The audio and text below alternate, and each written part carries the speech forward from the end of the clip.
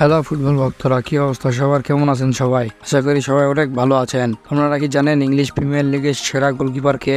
আজকে আলোচনা করব 2024 সালের ইংলিশ প্রিমিয়ার লিগের সেরা 10জন গোলকিপারকে নিয়ে। কে কে আছেন আজকের এই 10 জনের তালিকায়, তা নিয়ে আজকের এই ভিডিও। তো বেশি দেরি না করে ভিডিও শুরু করা যাক। নাম্বার 10-এ আছেন ক্রিস্টাল প্যালেসের গোলকিপার সেন জনস্টন। তিনি এই মৌসুমে মোট ম্যাচ খেলেছেন 20টি এবং ক্লিন শিট রেখেছেন 6টিতে।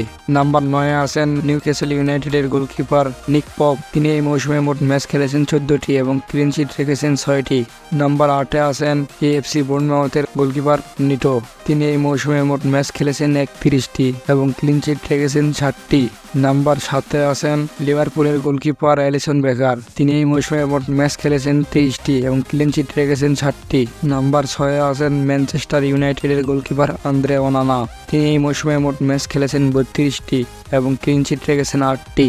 নাম্বার 5-এ আছেন অ্যাস্টন ভিলার গোলকিপার এমিলিয়ানো মার্টিনেস। তিনি এই মৌসুমে মোট ম্যাচ খেলেছেন 32টি এবং ক্লিন শিট রেখেছেন 8টি। নাম্বার 4-এ আছেন ফুলহামের গোলকিপার বার্ন্ড লেনো। তিনি এই মৌসুমে মোট ম্যাচ খেলেছেন 34টি এবং ক্লিন শিট রেখেছেন 9টি। এই তালিকার নাম্বার 3-এ আছেন ম্যানচেস্টার সিটির গোলকিপার এডারসন। তিনি এই মৌসুমে মোট ম্যাচ খেলেছেন 28টি এবং ক্লিন শিট রেখেছেন 9টি। এই তালিকার নাম্বার 2-এ আছেন এভারটনের গোলকিপার জর্দান পিকফোর্ড। তিনি এই মৌসুমে মোট ম্যাচ খেলেছেন 30টি এবং ক্লিন শিট রেখেছেন 10টি।